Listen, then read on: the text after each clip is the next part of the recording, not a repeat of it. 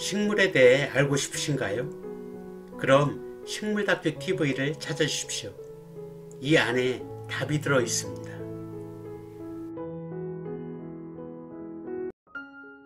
다른 식물의 삶의 털을 빼앗는 식물이 있다고 합니다. 초본류나 목본류를 가리지 않고 닥치는 대로 마구 죽이는 무법자이면서 한번 정착하면 제거하기가 엄청나게 힘든 식물. 무슨 식물이냐고요? 생태계의 무법자 또는 덩굴의 재앙이라는 무시무시한 닉네임의 소유자이면서 환경부에서 생태계 교란생물로 지정하여 관리하고 있는 가시박 이야기인데요. 요즘 사회적으로 큰 문제가 되고 있는 이야기니까요. 끝까지 시청해 주시기 바랍니다. 안녕하십니까, 식물다큐TV의 강PD입니다. 오늘은 닥치는 대로 식물을 죽이는 무법자가 나타났다 라는 주제로 가시박에 대해 이야기해 보도록 하겠습니다.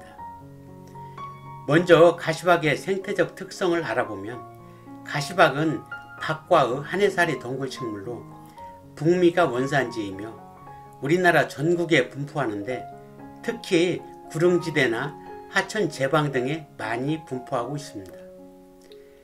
가시박이라는 이름은 가시가 달린 박과식물이라고 하여 이름 지어졌다고 하며 미국에서는 잎이 오이를 닮았다 하여 가시오이라고 부른다고 합니다.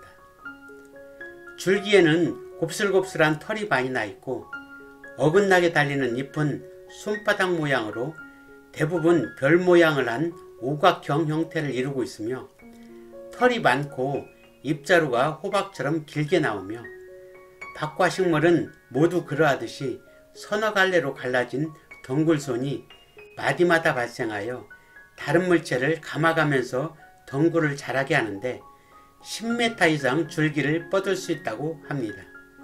7월에서 10월에 걸쳐 꽃이 피는데 긴 꽃자루를 가진 숫꽃은 황백색을 띠고 상대적으로 짧은 꽃자루를 가진 암꽃은 담록색을 띱니다. 꽃이 지고 나면 계란 모양의 열매가 여러 개 모여 송이를 이루고 곁에는 긴 가시가 있으며 속에는 한 개의 종자가 들어 있습니다.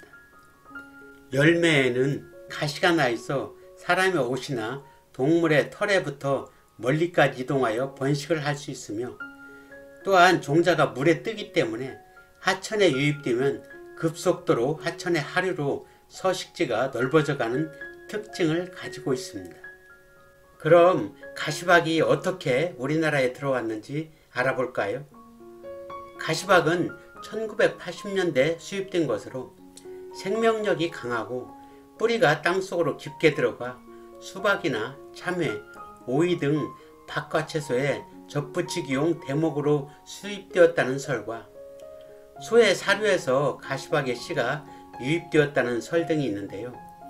어찌됐던 문제는 이러한 가시박이 자연 생태계로 유출되어 생태계를 교란하고 파괴하는 대표적인 종이 되었고 이것이 점차 확산되어 요즘은 전국적으로 많은 문제를 일으키는 종이 되었습니다.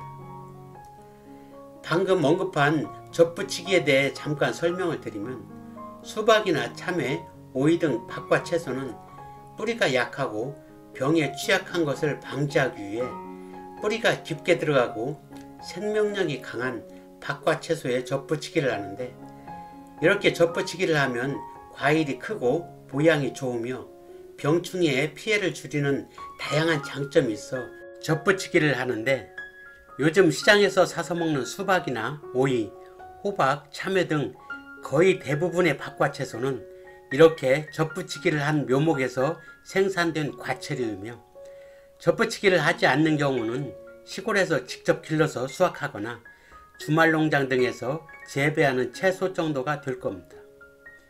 예전에는 박에다가 접붙이기를 많이 하였지만 요즘에는 가시박이 대목용으로 좋다는 인식이 확산되어 현재는 중국으로부터 안동오이라는 이름으로 대목용으로 가시박 씨앗이 수입되어 사용하고 있다고 합니다. 그렇다면 가시박이 왜 생태계의 무법자이자 덩굴의 재앙으로 둔갑하여 문제를 일으킬까요? 가시박은 주로 호숫가 주변의 들판이나 비탈진 강 주변에서 서식하는데 생명력과 번식력이 워낙 강해 발화를 한 후 한 달 정도가 되면 주변의 모든 식물을 완전히 덮어버릴 정도로 세력이 좋습니다. 어릴 때는 주변의 풀 등 토종 식물들을 뒤덮으며 자라는데 잎이 크고 조밀하게 자라기 때문에 뒤덮인 식물은 햇볕이 전혀 들어가지 않으므로 광합성 작용을 하지 못해 죽게 되며 계속해서 성장하면서 주변에 나무로 올라가 10m 이상의 나무를 순식간에 덮어버리는데 하천가에 많이 자라는 버드나무 등은 2, 3년 정도 가시박이 타고 올라가면 완전히 죽는다고 합니다. 또한 가시박 자체에 타 식물의 싹이 올라오지 못하게 하는 제초 성분이 들어있다는 연구 결과 등이 있는데 이렇게 다른 식물에 영향을 주는 작용을 타감작용이라고 하며 이러한 작용은 주변의 다른 식물들의 종자를 싹이 트지 못하게 하거나 죽게 만든다고 합니다. 이렇게 모든 식물을 죽이고 가시박만 살아가는 생태계가 이루어지다 보니 식생의 다양성이 줄어들고 이러한 초본류를 먹이로 하는 곤충이나 조류, 나아가 소동물들까지 종 다양성이 줄어들어 건강한 생태계가 훼손되고 파괴되고 있습니다. 이 때문에 2009년 6월 환경부에서는 가시박을 생태계 교란 생물로 지정하여 관리하고 있으며 각 지자체마다 대대적인 퇴치 작업을 벌이고 있는데요. 제거의 어려움은 가시가 옷을 뚫고 들어가 사람들의 피부를 찔러 아픔과 가려움으로 밤에도 잠을 자기가 힘들기 때문에 한여름에도 두꺼운 옷을 입고 제거를 해야 하는 실정이라고 합니다. 또한 깨끗하게 제거를 해도 20일 정도가 지나면 다시 가시박이 성장하여 제자리 걸음이 되고 있는데 이러한 이유는 가시박 종자의 특성 때문입니다. 가시박 한 포기가 성장을 하게 되면 400에서 500개의 종자를 생산하는데 이 종자가 땅에 떨어져 땅속에서 길게는 60년 동안 죽지 않고 살아있다는 연구 결과가 있어 이렇게 종자가 땅속에 휴면 상태로 들어있다 보니 가시박을 제거해도 땅속에 다른 종자가 싹을 내어 자라기 때문에 금세 그 지역을 덮어버리는 결과를 만들어내는 겁니다.